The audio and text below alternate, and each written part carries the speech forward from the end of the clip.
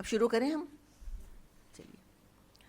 نحمدہ ونصلی علی رسولہ الکریم اما بعد فاعوذ باللہ من الشیطان الرجیم بسم اللہ الرحمن الرحیم رب اشرح لی صدری ویسر لی امری واحلل عقدۃ من لسانی یفقہوا قولی اللہم ارنا الحق حقا وارزقنا اتباعہ وارنا الباطل باطلا وارزقنا اجتنابہ آمین یا رب العالمین. سورۃ البقرہ آیت نمبر 281 تک ہم نے کر لیا تھا الحمدللہ، جہاں پر ذکر آیا تھا سود کا، ربا کا. سود کیا ہے؟ سود لینا دراصل دوسروں پر ظلم ہے. تو اللہ تعالیٰ نے ان کے مال کی حفاظت فرمائی کہ کسی پر مال کی وجہ سے ظلم نہیں کرو. اور اگر آپ کو یاد ہو، ہم نے مقاصد شریعت کا ذکر کیا تھا جو کہ 5 ہیں. ان میں سے ایک کیا تھا؟ تحفظ مال. یہ اسلامی شریعت کا مقصد ہے. اس مقصد کے لیے احکامات ہیں اور اس مقصد کو حاصل کرنے کے لیے حدود موجود ہیں، حد پنشمنٹس ہیں اس کے لیے کہ کوئی کسی کا مال جو ہے وہ ناحق نہ لے. دوسروں کے مال کی حفاظت کرو. انسان کا مال کوئی ناحق لے لیتا ہے، بغیر حق کے لے لیتا ہے، تو اس سے جو انسان کے اندر ریزنٹمنٹ اور غصہ پیدا ہوتا ہے وہ بھی معاشرے کے لیے تباہ کن ہوتا ہے. تو انصاف ہونا چاہیے معاشرے کے اندر، حقدار کو حق ملنا چاہیے اور حق سے زیادہ کوئی کسی کی چیز لینا پسند نہ کرے، یہ مزاج بننا چاہیے. تو وہاں پر سود کا قصہ اللہ تعالیٰ نے بیان کیا، سود کے احکامات بیان کیے، اور یہ بھی فرما دیا کہ ولا تظلمون ولا تظلمون، نہ ظلم کرو نہ تم پہ ظلم کیا جائے. اب یہ جو آیت اب ہم پڑھ رہے ہیں یہاں پر قرض کا ذکر ہے، یعنی جو قرض دے رہا ہے وہ اس کے اوپر بھی ظلم نہیں ہونا چاہیے. اب یہ تو نہیں ہے کہ صرف پیسہ جو ہے وہ ایکسٹرا لینا ہی ظلم ہے. بعض دفعہ اپنا پیسہ کسی کو دیا اور وہ پیسہ واپس نہیں کر رہا تو یہ تو دینے والے پہ ظلم ہو گیا. تو اسلام پیسے والوں کے پیسے کی بھی حفاظت کرتا ہے.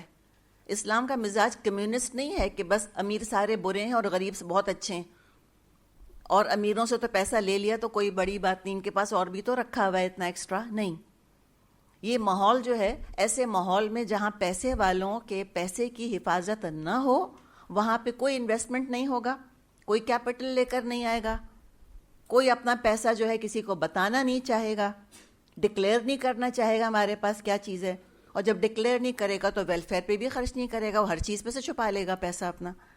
تو پیسے والوں کے پیسے کی حفاظت ہونی چاہیے. تو یہاں پر دین میں پیسے کی حفاظت بتائی جا رہی ہے کہ تم جب قرض کا لین دین کرو کسی وجہ سے تو اس پیسے کی حفاظت کے لیے انتظام کرو. اپنے اوپر ظلم نہیں کرو کہ تم نے ایسے اٹھا کے کسی کو پیسے دے دیے اور اب سارا معاملہ شبے میں پڑ گیا اور تم کو تمہارا پیسہ واپس نہیں مل رہا. تو اپنے مال کی حفاظت کرنا اسلام ہمیں سکھاتا ہے کہ اپنے پیسے کی حفاظت کرو.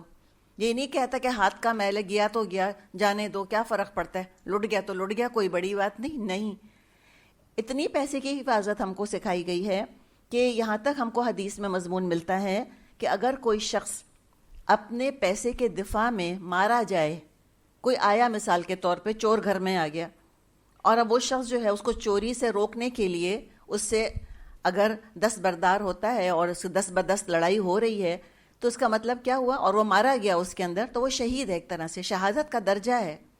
اپنے مال کی حفاظت کرتے ہوئے مارے جانا یہ شہادت کا درجہ ہے. اس حد تک مال کی حفاظت کرنی چاہیے. اور زکوٰۃ کے بارے میں تو ہم جانتے ہیں کہ کتنا گن گن کے رکھنا ہوگا پیسہ تاکہ پتہ ہو کہ بھئی ہر سال زکوٰۃ کتنی نکلے گی. ایگزیکٹلی پتہ ہونا چاہیے کتنا سونا ہے، اتنا کیش ہے، اتنے ایسٹس ہیں، ان کا حساب کتاب کیا ہوگا. تبھی معاشرہ جو ہے وہ پرسکون معاشرہ ہوتا ہے جہاں پیسے والوں کے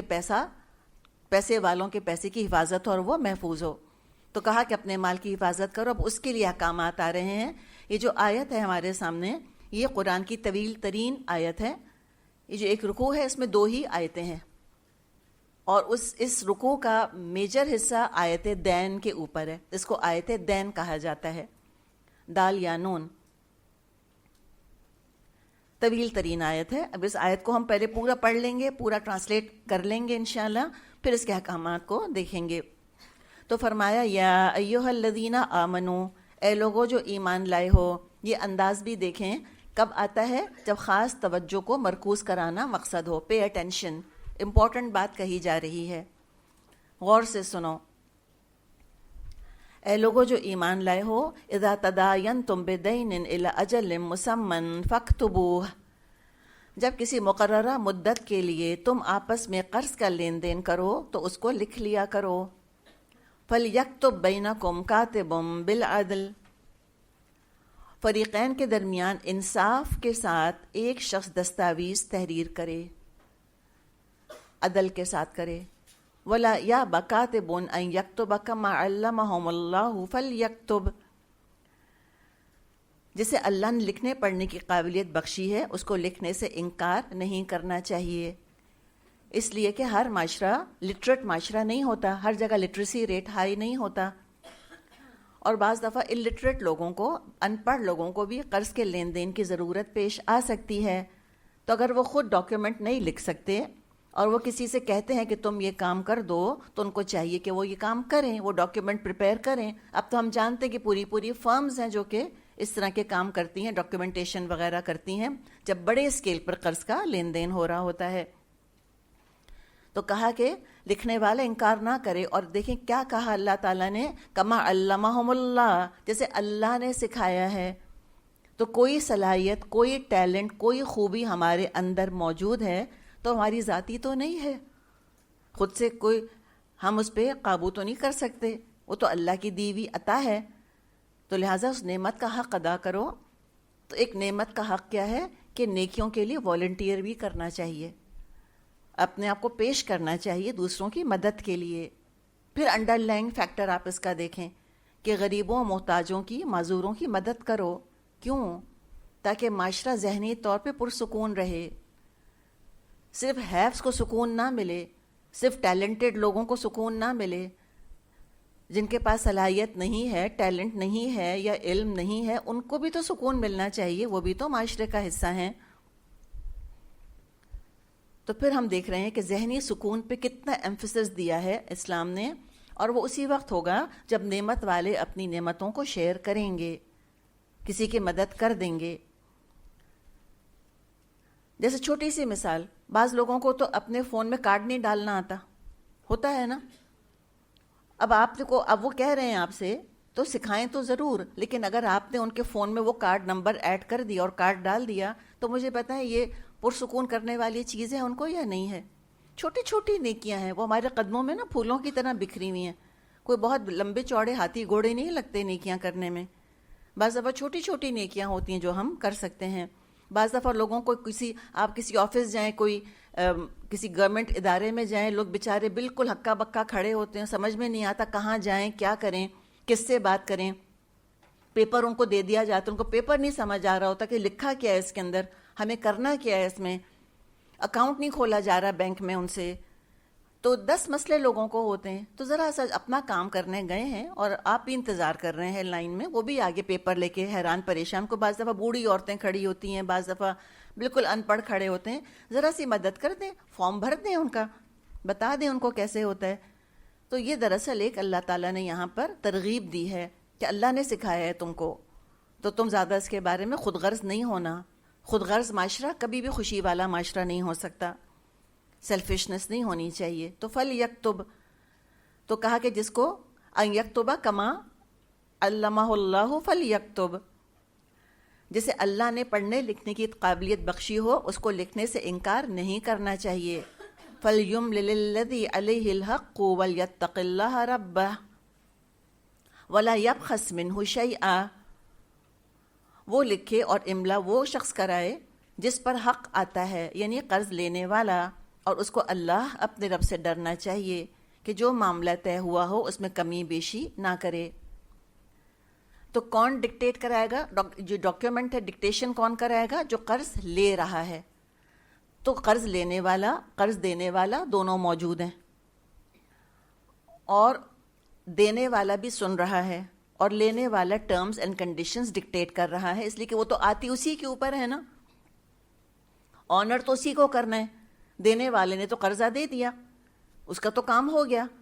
اب جو لینے والے نے لیا ہے وہ ڈکٹیٹ کروائے کہ میں اتنا لے رہا ہوں, تاکہ اس کی بھی جو ہے نا ری انفورسمنٹ ہو اپنی, اور خود اپنے منہ سے بولے کہ ہاں میں نے اتنا پیسہ لیا ہے اور میں اتنے عرصے میں یہ پیسہ واپس کروں گا, قسطوں میں کروں گا, یکمشت ادا کر دوں گا.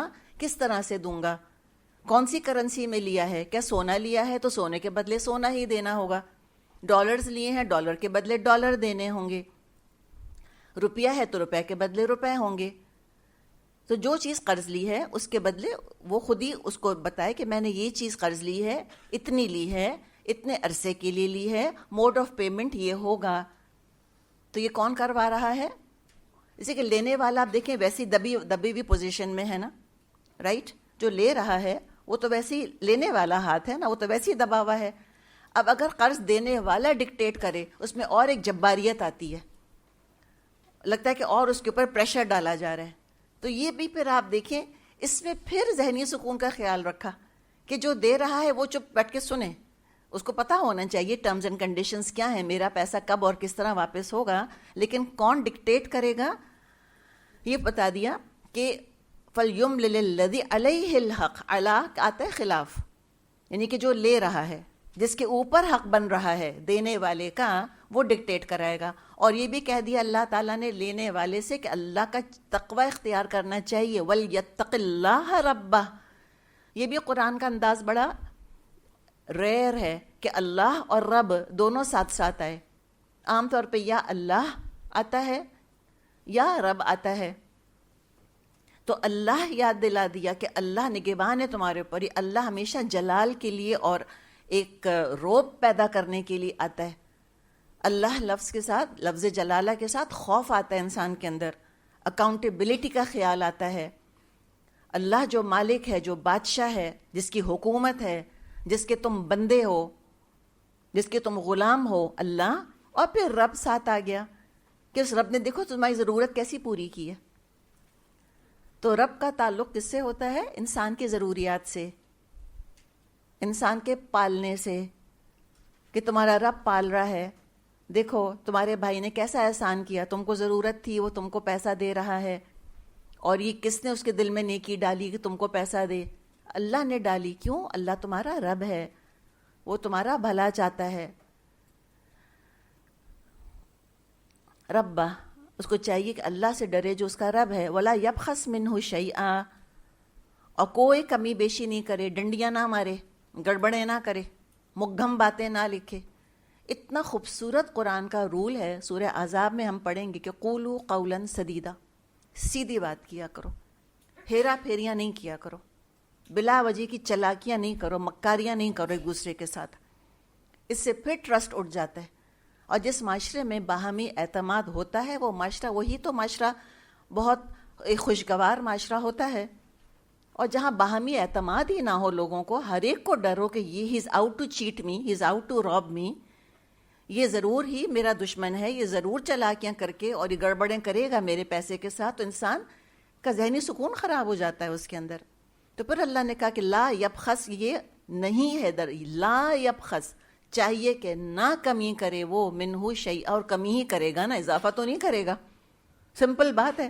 وہ قرض لے رہا ہے, وہ یہ تو نہیں کہے گا کہ میں 100 کے 101 دوں گا. وہ تو چکر بازی کہاں کرے گا کہ 100 کے مجھ کو بہتر ہے کہ 90 دینے پڑ جائیں, کہ چلو 99 ہی صحیح, چلو 99.5 ہی صحیح, کہیں تو ڈنڈی ماروں.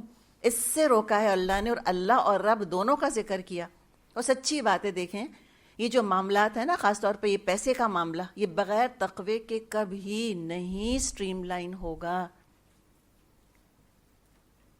اس لیے کہ انسان کا معاملات اللہ نے بتا ہی دیا تھا کہ حب الخیر لشدید, انہ لحب الخیر لشدید. یہ تو پیسے کی محبت میں بہت سخت ہے.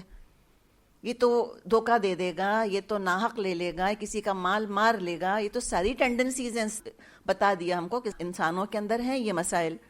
تو پھر یہاں کہا کہ دیکھو تقویٰ کا بھی ذکر کیا, کہ کچھ کمی نہیں کرنا, کوئی ہیرا پھیری جس کو کہ ہم کہتے ہیں, گڑبڑ نہیں کرنا, مکاریاں نہیں کرنا, شیئن, ایک پیسے کی بھی گڑبڑ نہیں کرنا. پہلے تمہارا بھائی تم پہ احسان کر رہا ہے, یہ پیسہ وہ تم کو دے رہا ہے وہ کاروبار میں لگا سکتا تھا، وہ خود مثال کے طور پہ اپنی خواہشات پہ خرچ کر سکتا تھا، اور بعض دفعہ انسان اپنی ضرورت روک کر کسی کو قرض دیتا ہے.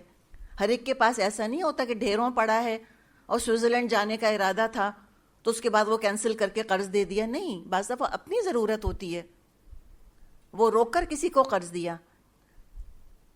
تو ان سب احسانات کو یاد رکھنا چاہیے قرض لیتے وقت. اور کہا کوئی چیز کم نہیں کرنا، شیئن، ایک پائی بھی ادھر سے ادھر نہیں کرنا.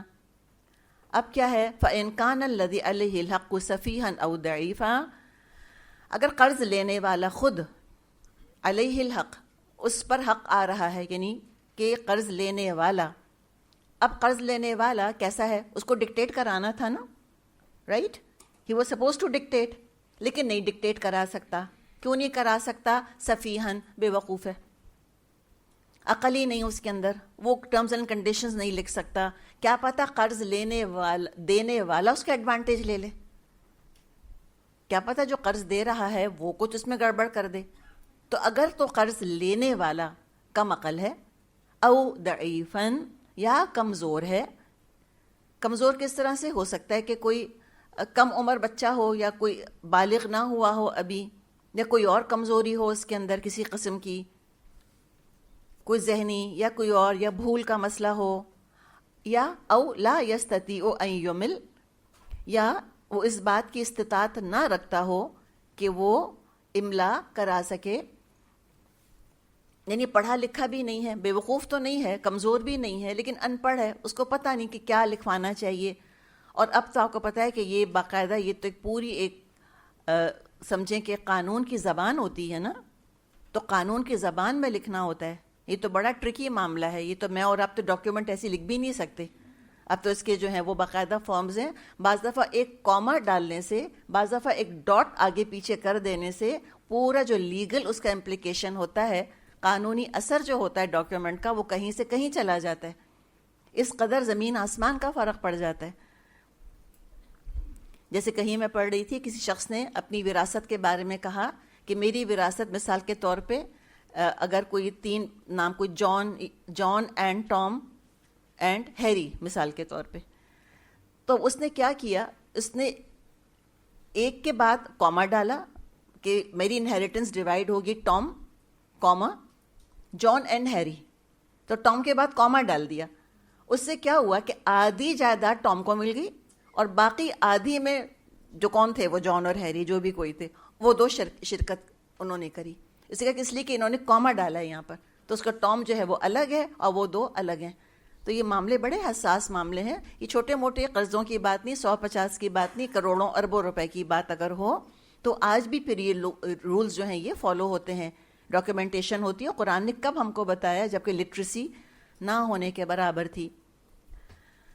تو فرمایا کہ اگر وہ خود نہیں کر سکتا ایوم اللہ، تو کیا ہوا، تو کیا ہو کہ ایوم اللہ، وہ خود ڈکٹیٹ نہیں کر سکتا، فلیملل ولیہ بالعدل، تو اس کا ولی انصاف کے ساتھ املا کرائے.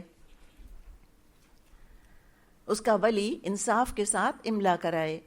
تو ولی جیسے آج کل ہم بعض دفعہ کسی کو پاور آف اٹارنی دے دیتے ہیں، یا کسی کو اپنا اٹارنی بنا لیتے ہیں، تو وہ جو ہے اس کا، یا اس کا اپنا کوئی ولی ہے. جیسے ہم نے بات کی، ہو سکتا ہے بچہ ہے، نابالغ بچہ ہے، تو نابالغ بچوں کے تو ولی ہوتے ہیں ہمیشہ. اسلام تو سوچ ہی نہیں سکتا کہ ایک نابالغ ہو، ایک ولنریبل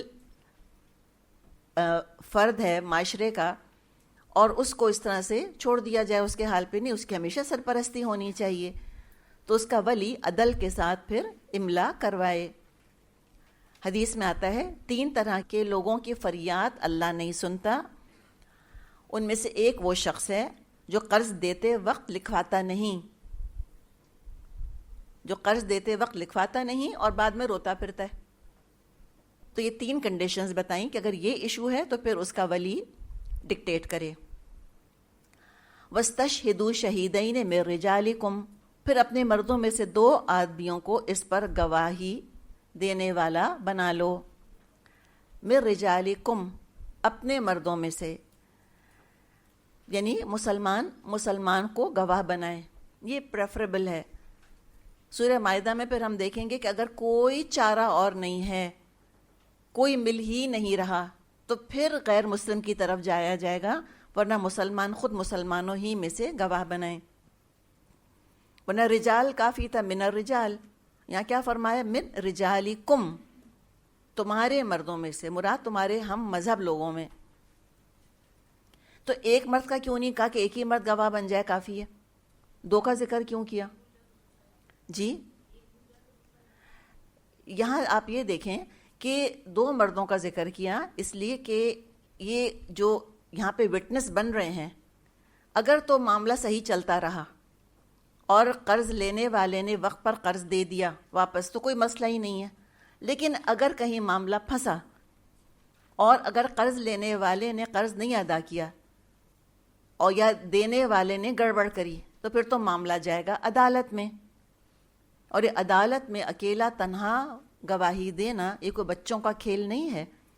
کبھی آپ کو موقع ملا ہے کورٹ جانے کا؟ کبھی گئے ہیں آپ کورٹ؟ انسان کا دل اوپر نیچے ہو جاتا ہے کورٹ جا کر، اتنی وہ ایک جیسے بعض جگہیں ہوتی ہیں نا کہ ان کی اپنی ایک ہیبت ہوتی ہے، ایک روب ہوتا ہے ان جگہوں کا، تو یہ کورٹ بھی ایسی ہی جگہ ہے۔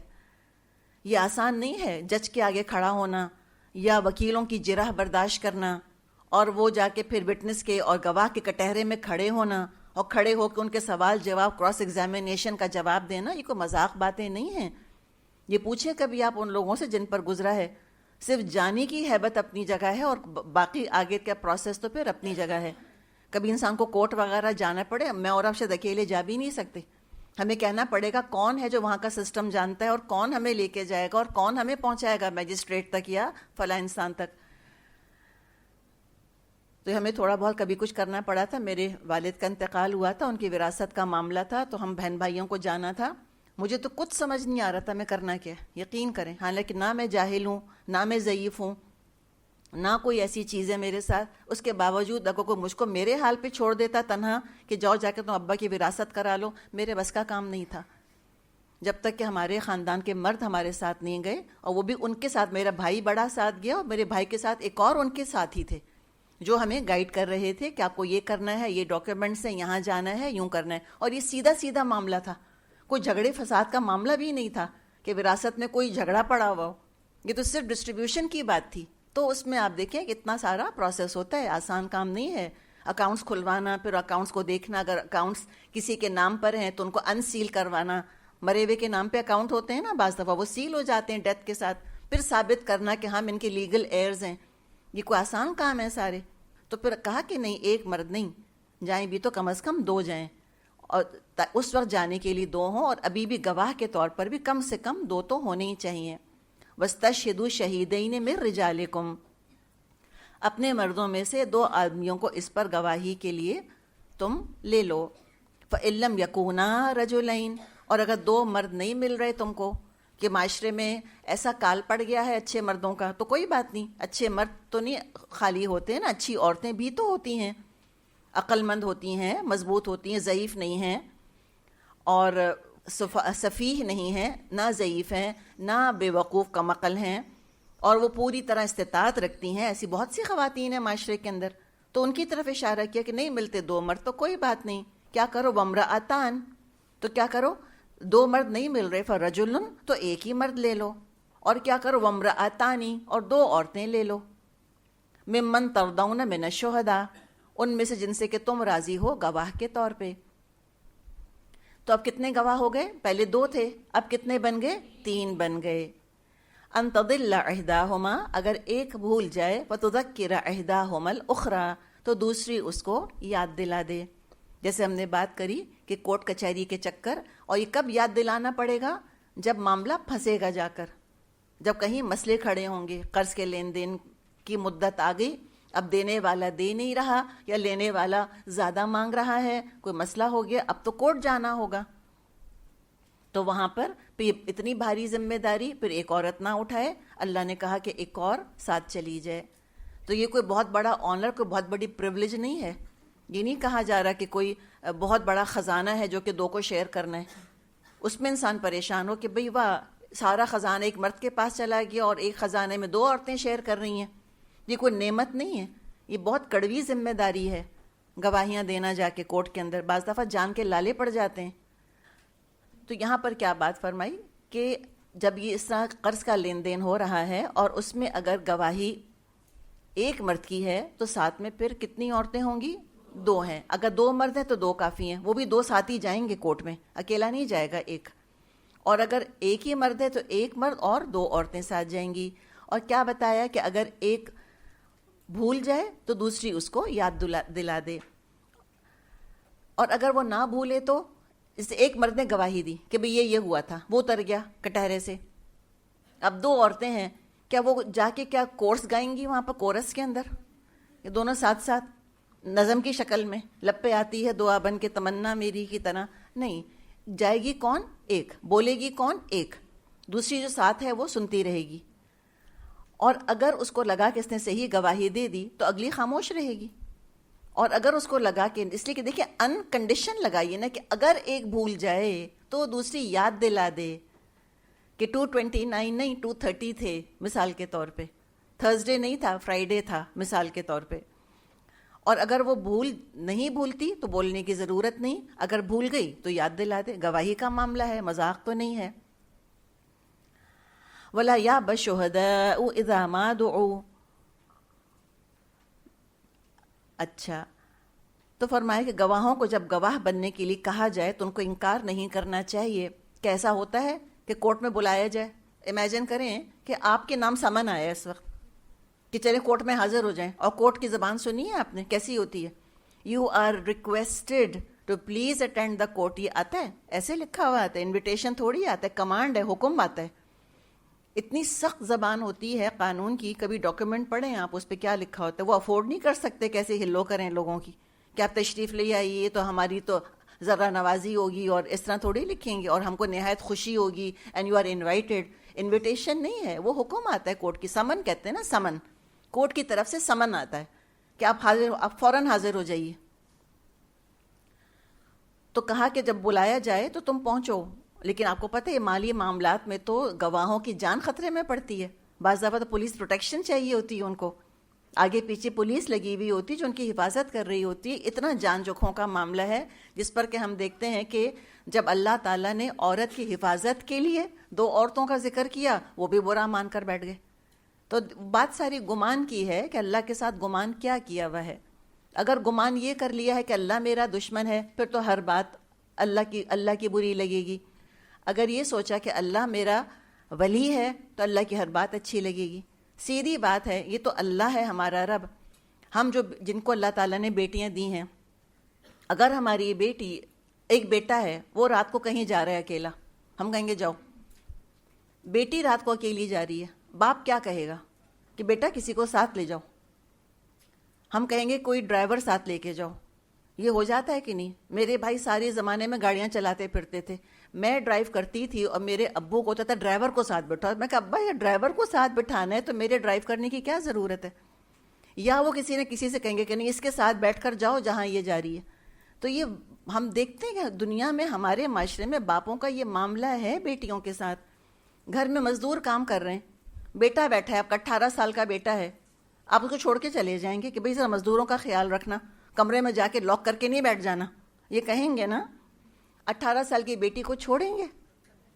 گھر میں 10 مزدور لگے ہوئے، تنہا بیٹی 18 سال کی یا بہن ہے، چھوڑیں گے اس کو؟ ہرگز نہیں چھوڑیں گے. کسی نہ کسی کو بلائیں گے پاس پڑوس سے، ورنہ خود نہیں جائیں گے. ورنہ 10 ہدایتیں دیں گے، کمرہ لاک کر لینا، باہر نہیں نکلنا، یہ نہیں کرنا، بات نہیں کرنا.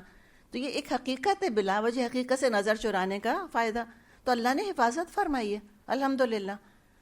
اللہ تعالیٰ نے بہترین انتظام کیا اور کہا کہ گواہ سستی کا مظاہرہ نہ کریں جب ان کو بلایا جائے. وَلَا تَسْأَمُوا أَن تَكْتُبُوهُ صَغِيرًا أَوْ كَبِيرًا إِلَىٰ أَجَلِهِ.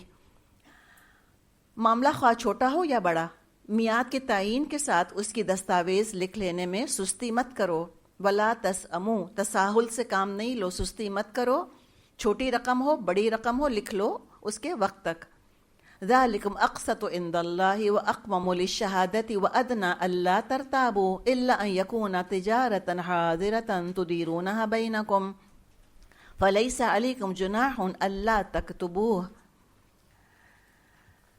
تو معاملہ چھوٹا ہو یا بڑا، میعاد کے تعین کے ساتھ اس کی دستاویز لکھو اور اس میں سستی مت کرو۔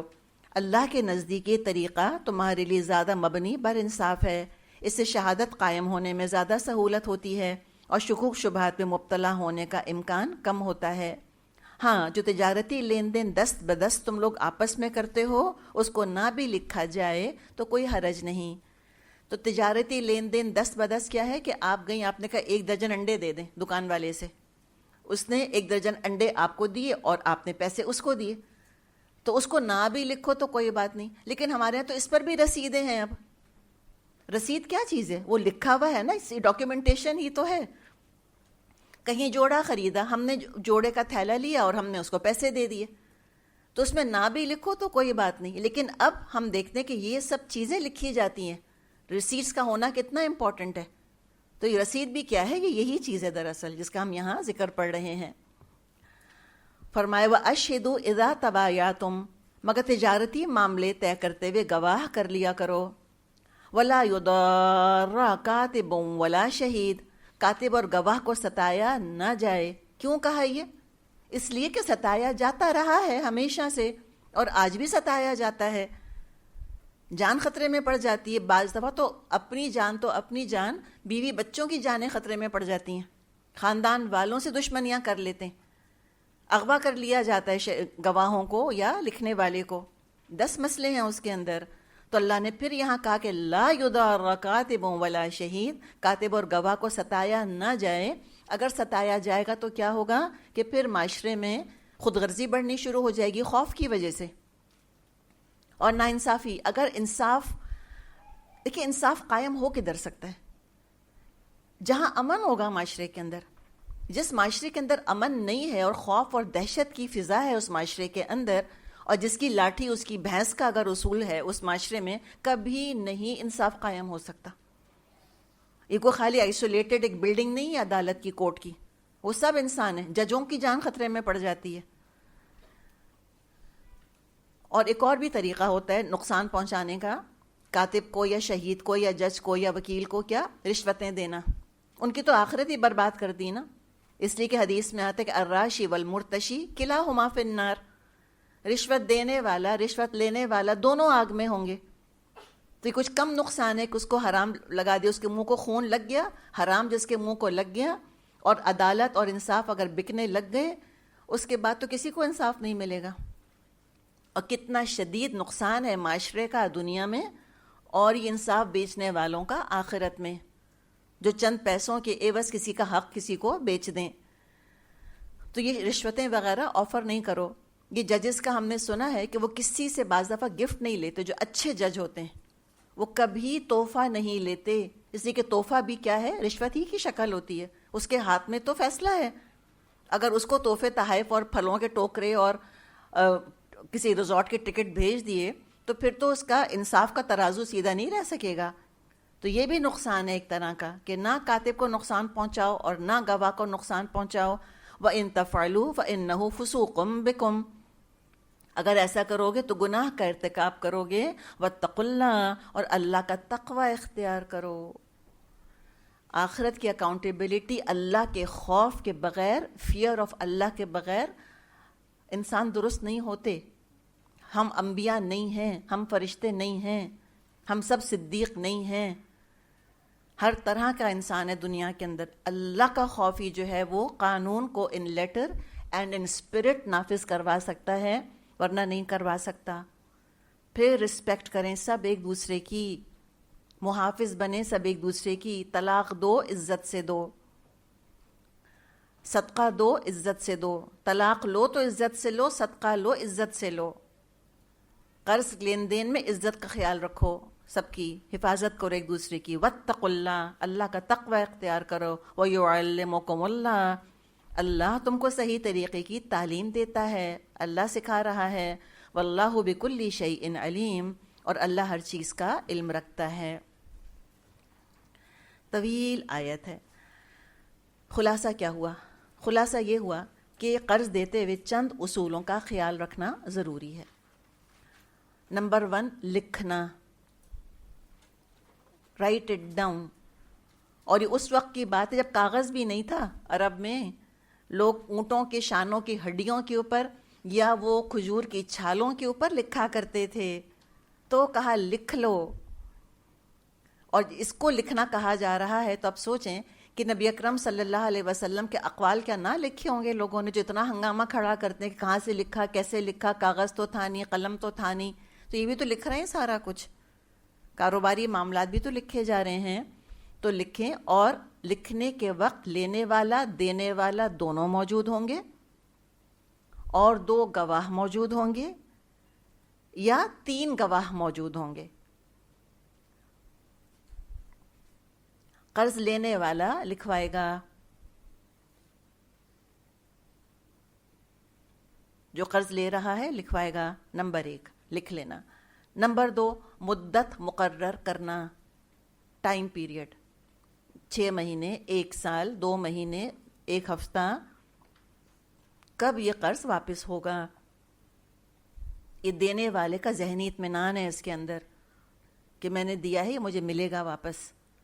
مدت مقرر کرنا، اوپن اینڈ نہیں ہونا چاہیے۔ اوپن اینڈ اگر کوئی قرض ہے تو اس کو کیا کہتے ہیں؟ قرض حسنہ ہوتا ہے، شاباش۔ اوپن اینڈ جس کی مدت مقرر نہیں ہوتی وہ قرض حسنہ ہوتا ہے، اس میں یہ ساری فارمیلٹیز پھر نہیں کرنی ہوتی، وہ دے دیا۔ اور عام طور پہ قرض حسنہ دینے والا اپنے ذہن میں یہ بات رکھتا ہے کہ پیسہ واپس نہیں ملے گا مجھ کو، یہ صدقہ ہی ہے ایک طرح سے قرض حسنہ۔ اچھا، تو لیکن یہ جو ساری فارمیلٹیز ہیں تو لکھنا ہے، مدت مقرر کرنی ہے۔ نمبر 3 گواہ بنانے ہیں،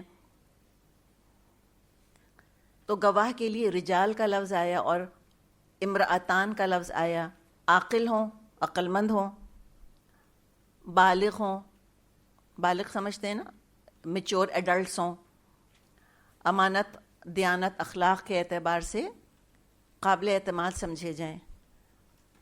اب یہ صادق اور امین کا لفظ سنا ہے آپ نے آج کل؟ جی ہاں، تو وہ امانت اور دیانت اور اخلاق کے حساب سے قابل اعتماد۔ اپنے خاندان میں آپ لوگوں کو ذہن میں لے کر آئیں تو ایک آدھ شکل ضرور آپ کے سامنے آئے گی کہ میں اس پر ٹرسٹ کر سکتی ہوں۔ ضروری نہیں ہے کہ وہ پیراگون آف ورچیو ہو اور وہ ایک فرشتہ جو ہے وہ مجسم فرشتہ ہو، ایسا تو کوئی نہیں ہوتا۔ دیکھیے، جو معاشرے کا عمومی معیار ہوتا ہے اخلاق کا، اس اخلاق کے معیار پر لوگوں کو رکھ کے دیکھ لیں کہ یہ اس لیول پر پورے ہیں۔ جنرلی ان کو اچھا سمجھا جاتا ہے، ان لوگوں کے ساتھ چکر بازیاں تو نہیں کرتے، قابل بھروسہ ہیں، بس ان میں سے کسی کو لے لیا جائے، اور مسلمانوں کو ترجیح دی جائے گی۔ پھر رول کیا تھا کہ تجارت میں نقد لین دین اگر ہو رہا ہے، کیش پیمنٹ ہے، اور قرض ادھار کا معاملہ نہیں ہے، تو گواہ بنانا اور ڈاکیومنٹیشن ضروری نہیں ہے، لکھنا ضروری نہیں ہے۔ اگر تجارت میں نقد لین دین کر رہے ہیں نا، تجارت کیسی ہے کہ کیش ہے، ہاتھ کے ہاتھ، جیسے بھی ذکر کیا ہم نے انڈوں کا، یا ہم نے ذکر کیا جوڑے کا، کہ ادھر ایک ہاتھ سے دیا دوسرے ہاتھ سے لے لیا، کیش پیمنٹ جیسے ہوتا ہے نا، نقد لین دین، اور اس میں قرض کا ادھار کا معاملہ نہیں ہے، تو پھر گواہ بنانا اور لکھنا ضروری نہیں ہے۔ یہ تو ہمیں خود پتہ ہے نا، کبھی آپ جب انڈے خریدنے جاتی ہیں 2 گواہ لے کے جاتی ہیں ساتھ، اور ایک کاتب بھی لکھ کے جاتی ہیں ساتھ، آپ لوگ تو پریشان ہو جاتے ہیں، لگتا ہے پتہ نہیں کیا بات کی جا رہی ہے، یہ تو ہم خود گواہ ہیں اس کے۔ اچھا، اب آپ دیکھیں ہمارے معاشرے میں کیا ہوتا ہے، ایک بھائی کو ضرورت پڑی، اس کو دوسرے بھائی سے پیسے چاہیے، بھائی پیسے والا ہے اور یہ بیچارہ کم حیثیت کا ہے، تو عام طور پہ جب وہ جائے گا تو وہ تو بھائی باسو کہتا ہے تو میرا سگا بھائی، میرا اپنا خون، میں تیرے ساتھ لکھت پڑھت کروں گا، کیا غیروں والی باتیں، یہ کیا اجنبیت ہے، کیا بھروسہ نہیں ہے مجھ کو تم پر، تو قرض لے کے خوب گلے میں لیں گے، اور پھر چائے بھی پئیں گے اور کھانا بھی کھائیں گے، اور پھر دیکھیں 6 مہینے جب گزرتے ہیں تو جب لین دین ہو رہی ہوتی ہے تو بہت معیوب سمجھا جاتا ہے، عدم اعتمادی کی علامت سمجھی جاتی ہے، اور بعد میں جھگڑے پڑتے ہیں سارے، بعد میں مسئلے مسائل کھڑے ہوتے ہیں۔ اور کبھی اگر آپ نے تجربہ کیا ہے کہ آپ کو قرض چاہیے اور آپ نے کہا لکھو، تجربہ کبھی ہوا ہے آپ کو؟ ایسا بیک لیش آتا ہے خاندان کی طرف سے، وہ کہتے ہیں کس طرح کی تم لوگ باتیں کرتے ہو کیا رہا ہے، یہ باتیں کیوں کر رہے ہو اس طرح کی؟ لیکن نہیں، قرآن کا حکم سمجھتے ہوئے کر لینا چاہیے کہ نہیں، ہمیں یہ کام کرنا ہے۔ تو شک اور شبے میں پڑنا اور تعلقات بگاڑنے سے بہتر ہے کہ انسان معاملے کو بالکل کلیئر کرے، جیسے قرآن نے بیان کیا۔ پھر 2 عورتوں کی گواہی، جیسے بھی ہم نے سنا کہ اس پر ایک ایشو ہے، تو اس کی وجہ کیا بتائی گئی ہے؟ خواتین کا حسابی حافظہ. حسابی کیا؟ میتھمیٹکس والی چیز، میتھ والا جو اینگل ہے. اور یہ اسکولوں کے اندر آپ اگر دیکھیں، ٹیچروں سے پوچھیں، سچی بات، ساری دنیا کے اسکولوں میں آپ چکر لگا کر دیکھ لیں، ایکسیپشنز کی بات نہیں کر رہے. Exceptions prove the rule. عام طور پہ لڑکیوں کا، ایون ایز ینگ گرلز، ان کا رجحان لٹریچر کی طرف زیادہ ہوتا ہے، وہ زیادہ اچھی ہوتی ہیں اس کے اندر. اور عام طور پہ لڑکے میتھ میں زیادہ اچھے ہوتے ہیں. یہ عام بات ہے، اس میں کوئی سپیریئر انفیریئر کی بات نہیں ہے. ایک اللہ تعالیٰ نے ایک گرل برین بوائے برین بنایا ہے، اس کو انہوں نے بہت کوشش کری کہ ایکولائز کر دیں اور کہہ دیں کہ سب یہ متھ بن گئی ہے کہ بوائے برین اور گرل برین الگ الگ ہوتے ہیں. نہیں ہوتے، لیکن ان کو پتہ چلا کہ ہوتے ہیں. کچھ ایریاز عورتوں کے جو برین کے زیادہ ڈیولپڈ ہوتے ہیں، کچھ ایریاز مردوں کے زیادہ ڈیولپڈ ہوتے ہیں. یہ اللہ نے دو جینڈرز بنائے ہیں، اور جو ذمہ داریاں اللہ نے ڈالی ہیں معاشرے کو اچھی طرح چلانے کے لیے، اس معاشرے کی ذمہ داری کے حساب سے اللہ نے ساخت بنائی ہے مرد کی اور عورت کی. اسی لیے عام طور پہ کاکروچ کون مارتا ہے؟ بتائیں ذرا مجھ کو. اور اگر اللہ بچائے ہم سب کو، مجھ کو اور آپ کو اپنی پناہ میں رکھے، چوہا کبھی گھر میں آ گیا تو میں تو بستر پہ چڑھ کے کھڑی ہو جاؤں سب سے پہلے. حالانکہ ایسی بات نہیں کہ نہیں مار سکتی. کسی نے سوال پوچھا تھا کہ عورت کیا قربانی کر سکتی ہے؟ چوہے سے یاد آیا. تو جی ہاں، عورت بھی قربانی کر سکتی ہے، ذبح کر سکتی ہے جانور، کوئی منع نہیں ہے اس کو کرنا. تو لیکن دیکھیں جنرلی کیا ہوتا ہے. جنرلی اگر چوائس میرے پاس ہو کہ مجھ کو چوہا مارنا ہے یا میرے بیٹے کو یا میرے بھائی کو، میں کہوں گی تم کر لو، یہ آنر تمہارا ہے، میں اسی میں خوش ہوں. تو یہ چیزیں ہیں، ان کو لائٹلی لینا چاہیے، ان کو اتنا پولیٹیسائز نہیں کرنا چاہیے. آج کل تو ہر ٹرم پولیٹیکل بن کے رہ گئی ہے. ہر چیز میں جینڈر ہے، ہر چیز میں سیکسزم ہے، ہر چیز کے اندر یہ ہے. تو بات کرتے ہوئے انسان ڈرنے لگتا ہے. فطرت کے اوپر انسان آ جائے نا، اپنی فطرت کے اوپر. ایک مرد کا کورٹ میں جانا نسبتاً آسان ہے، بجائے کہ کوئی مجھ کو کورٹ میں گھسیٹے. سچی بات ہے، یہ سیدھی بات. اور دوسرے حساب کے اندر بھی عورت کا حافظہ اتنا سٹرونگ نہیں ہوتا جتنا مرد کا ہوتا ہے. ہاں، عورت جو ہے وہ سینٹرل بینک کی گورنر بن سکتی ہے. ایسے بھی ہم دیکھتے ہیں ایکسیپشنز ہیں، بن سکتی ہے اور بنی ہیں، اور پورے ملک چلا رہی ہیں خواتین. لیکن بہرحال وہ ایک ایکسیپشن ہے. ہم اس بحث میں فی الحال نہیں جا رہے کہ اسلام اس کے بارے میں کیا کہتا ہے. عام طور پہ فائنینشیل معاملات میں مردوں کا دماغ زیادہ اچھی یادداشت کا مظاہرہ کرتا ہے. تو یہ مردوں سے دشمنی کون؟ یہ مرد کون ہے؟ یہ تو میرے ہی تو ابو ہیں، میرا ہی تو بیٹا، میرا بھائی، میرے چچا، میرے دادا، یہ ہمارے ہی تو ہیں. اور ہم کس کے ہیں؟ یہ ساری عورتیں کس کی رشتہ دار ہیں؟ یہ ہماری مائیں، ہماری بہنیں، ہماری بیٹیاں. اپنے آپ کو چھوڑیں. اپنی ماں کو آپ چاہیں گی کہ وہ کورٹ میں جائیں؟ یا اپنی بیٹی کے لیے چاہیں گی؟ نہیں چاہیں گے نا. تو سیدھی بات ہے، ہم آپس میں بعضکم من بعض، اللہ فرماتا ہے تم ایک دوسرے ہی میں سے تو ہو. کوئی دشمنیاں تھوڑی ہیں. یہ کیوں تم نے جو ہے آپس میں اس قدر ایک دوسرے سے دشمنی پکڑ لی ہے؟ ایک مقابلہ بازی کا جنون چڑھ گیا ایکوالٹی کا. اس سے سیدھی چیزیں سمجھ میں نہیں آتی انسان کو. اس لیے کتنی غلط فہمیاں ہیں دماغوں کے اندر، ہر چیز ڈسٹارٹ ہو جاتی ہے. تو اللہ ہی نے مردوں کے دماغ بنائے ہیں، ان کی میموریز بنائیں، اور یہ اللہ ہی کا فیصلہ ہے. جیسے ہم نے بات کی، کوئی پریولیج نہیں ہے گواہی دینا، کوئی آنر نہیں ہے گواہی دینا، بہت بڑی ذمہ داری ہے. تو اللہ تعالیٰ نے ہلکی کر دی ہے عورت پر سے یہ پیسے کی ذمہ داری. اور جیسے ابھی ہم نے سنا کہ یہ ہر معاملے میں ایک مرد اور دو عورتوں کی گواہی برابر نہیں ہے. یہ خاص الخاص اس کا تعلق فائنینشیل میٹرز کے ساتھ ہے. اور جیسے ہم نے بات کری کہ بہت سے ایکسیپشنز ہوں گے کہ جہاں عورت کا حافظہ ان معاملات میں مردوں سے بہتر ہوگا، ہو سکتا ہے. لیکن قرآن ایک جنرل رول بناتا ہے. قرآن ایکسیپشنز کے لیے رولز نہیں بناتا، استثناءات کے لیے رولز نہیں بنتے. یہ عموم کو دیکھ کر حکم دیا جاتا ہے. تو یہ خاص معاشی معاملات کا معاملہ ہے. جہاں اور چیزوں میں گواہی کی ضرورت پڑے وہاں ایک عورت کی گواہی بھی کافی ہے. بلکہ بعض معاملات میں تو گواہی ہوتی ہی عورتوں کی ہے. مثال کے طور پہ کوئی نسب کا معاملہ ہے تو ایک عورت کی گواہی کافی ہے. خود آپ صلی اللہ علیہ وسلم کے زمانے میں ایک مرد اور ایک عورت کا نکاح ہو گیا. ٹھیک، نکاح ہو گیا ان کا.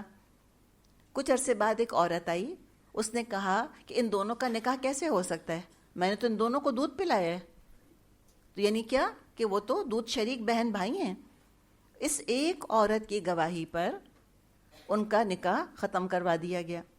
تو یہ جو رضاعت کا معاملہ ہوتا ہے اس میں عورتوں ہی کی عام طور پہ گواہی ہوتی ہے, وہی تو دودھ پلا رہی ہوتی ہیں, گھروں کے اندر وہی تو ہوتی ہیں. پھر ولادت کے معاملات کے اندر نسب کا جہاں معاملہ, کتنا حساس معاملہ ہے نسب کا معاملہ, پیسے سے زیادہ حساس معاملہ ہے. لینج, یہ بچہ کس کا بچہ ہے. تو عام طور پہ جب بچے پیدا ہوتے ہیں تو خواتین ہوتی ہیں, تو ولادت میں بھی ایک عورت کی گواہی بھی کافی ہے. پھر آگے سورہ نور میں ہم ایک اور انشاءاللہ تعالی قانون پڑھیں گے, لیان کا قانون اس کو کہا جاتا ہے. ابھی اس وقت نہ پوچھیے گا کیا ہوتا ہے, انشاءاللہ وہاں اللہ پہنچائے ہم کو تو ہم دیکھ لیں گے. لیان کے قانون میں مرد اور عورت کی گواہی بالکل برابر ہے, ایک درجے پہ اللہ تعالیٰ نے اس کو رکھا ہے. تو یہاں تک بات کر لی گئی ہے الحمدللہ کہ دیکھو قرض کا لین دین ایسے ہوگا. اب تجارت اور قرض کی ایک اور شکل ہے جو سامنے آ رہی ہے, جس کو کہ پلیج کہا جاتا ہے یا رہن کہا جاتا ہے. رہن رکھنا. رہن کیا ہوتا ہے کہ اب کوئی ہم کو گواہ تو مل نہیں رہے, ٹھیک ہے, گواہ نہیں مل رہے. اب گواہ نہیں مل رہے تو کیا کریں, کوئی اپنی ویلیوبل چیز دیں. مثال کے طور پہ جیسے خواتین عام طور پہ گروی, جس کو ہم کہتے ہیں نا گروی رکھنا, اپنا زیور گروی رکھایا کرتی تھیں. کولیٹرل, آج بھی بعض دفعہ لوگ اپنے گھروں کو گروی رکھ رہے ہوتے ہیں. تو کیا ہے کہ اگر 2 لاکھ کی چوڑیاں ہیں تو 2 لاکھ کی چوڑیاں کسی کے پاس امانت رکھوا دیں, گروی رکھوا دیں. وہ گروی کیا ہے, امانت ہوتی ہے. وہ گروی رکھوا دیں اور اس کے بدلے 2 لاکھ روپے لے لیے. جب 2 لاکھ واپس کریں گے تو وہ چوڑیاں واپس کر دے گا یا کر دے گی. ٹھیک, یہ ہوتا ہے گروی رکھنا, کولیٹرل. اس کا ذکر ہے, فرمایا وَإِن كُنتُمْ عَلَىٰ سَفَرٍ, اور اگر تم سفر کی حالت میں ہو.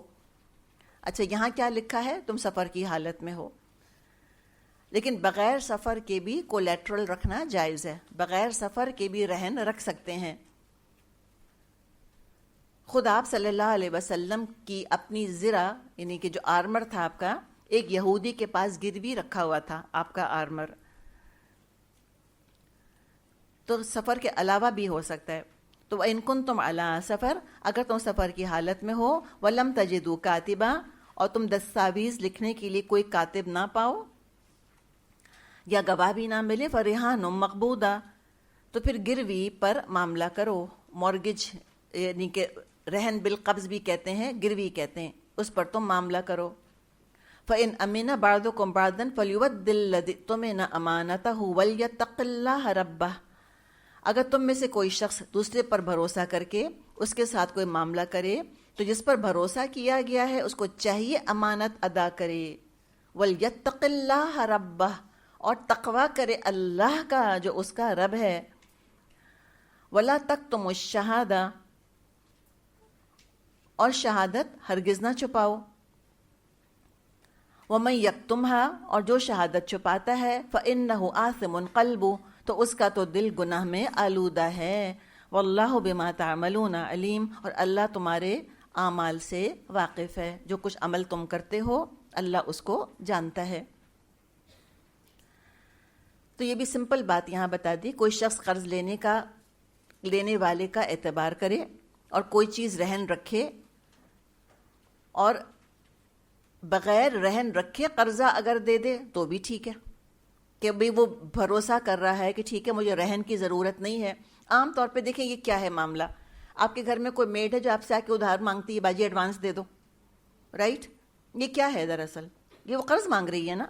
کوئی گواہی نہیں ہم کر رہے, کوئی لکھت پڑھت نہیں کر رہے اس کے اندر. لیکن بہت کم ہی ہوتا ہوگا کہ ہم کہیں کہ نہیں تم اپنا جوڑا میرے پاس رکھو تو میں تم کو دیتی ہوں. ایسے نہیں کرتے نا عام طور پہ. تو یہی بات ہے کہ اگر بغیر کسی کولیٹرل کے, بغیر رہن کے, بغیر کسی چیز کے اگر وہ تم پہ بھروسہ کوئی کر رہا ہے اور تم کو بھروسہ کر کے تم کو پیسے دے رہا ہے, تو کیا کرو کہ پھر تم واپس کر دو.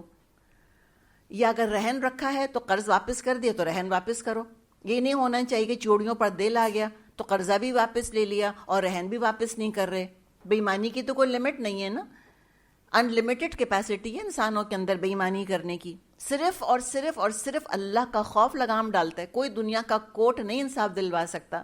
کوئی شخص اگر بے ایمانی پر اتر ہی آئے تو سوائے کہ آخرت کا ڈر اور اللہ کا خوف بس. تو یہ ہے کہ جو قرضہ لے اس کو چاہیے کہ اللہ سے ڈرے, قرضہ واپس کر دے. اور جو رہن لے اس کو بھی چاہیے کہ وہ اللہ سے ڈرے اور قرض لے کر رہن واپس کر دے. اور یہ قرض کا لین دین اسلام میں پسندیدہ ہے نہیں. اسلام کو قرض لینا دینا اچھا لگتا نہیں بالکل. حتی الامکان کوشش کرنی چاہیے کہ ہمارے ذمے کسی کا قرض نہ ہو. آپ صلی اللہ علیہ وسلم جب کسی کا جنازہ پڑھاتے تو پہلے پوچھ لیتے اس پر قرضہ تو نہیں ہے. اگر قرضہ ہوتا تو آپ جنازہ نہ پڑھاتے, اور آپ صحابہ سے فرما دیا کرتے تھے کہ تم اپنے بھائی کا جنازہ پڑھ لو, الا یہ کہ کوئی شخص کھڑا ہو کر یہ کہے کہ اللہ کے رسول صلی اللہ علیہ وسلم میں اس کی طرف سے قرض ادا کرتا ہوں, میں ذمہ داری لیتا ہوں, تو آپ جنازہ پڑھاتے تھے, ورنہ نہیں. تو یہ معمولی چیز نہیں ہے کہ بینکوں سے اربوں کا اور کھربوں کا قرض لے کر اور زندگیاں گزارتے رہیں. مرنا بھی تو کل ہے نا. ایک فیکٹری اور نہیں لگے گی تو کیا قیامت آ جائے گی. لیکن انسان بعض دفعہ لالچ کی وجہ سے, حرص کی وجہ سے یہ کام کرتا ہے. کسی نے آپ صلی اللہ علیہ وسلم سے شہید کے بارے میں پوچھا, مارٹرز کے بارے میں, کہ کیا وہ سیدھا جنت میں داخل ہوگا, اللہ کی راہ میں جان دینے والا؟ آپ نے فرمایا ہاں. پھر تھوڑی دیر رک کے آپ نے فرمایا اگر اس پہ قرضہ نہ ہو, ورنہ قرضہ اگر ہوگا تو وہ چیز شہید کو بھی جنت کے داخلے سے روک دے گی. اور شہادت چھپانے سے تو شدت سے روکا گیا ہے. چھپانے کا مطلب کیا, کہ یا تو گواہی نہیں دے رہے یا جھوٹی گواہی دینا. بخاری میں حدیث ہے, آپ صلی اللہ علیہ وسلم نے فرمایا اکبر الکبائر, کبائر میں یعنی کبیرہ گناہوں میں سب سے بڑے جو گناہ ہیں, الاشراک باللہ, اللہ کے ساتھ شرک کرنا, وقتل النفس, کسی بے قصور کو قتل کر دینا, وعقوق الوالدین, اور والدین کی حق تلفی کرنا. کبیرہ گناہ ہے, کبیرہ, قتل کے ساتھ آیا ہے, شرک کے ساتھ آیا ہے. اور وقول الزور, جھوٹی گواہی. یہ آپ نے فرمایا شہادت الزور, قول الزور جھوٹی بات, یا شہادت الزور جھوٹی گواہی. تو یہاں تک الحمدللہ یہ قرض کا معاملہ پورا ہوا. تو آپ دیکھیں کتنے رکوع ہمارے چلے ہیں جس میں کہ پیسوں کے لین دین کا ذکر آیا.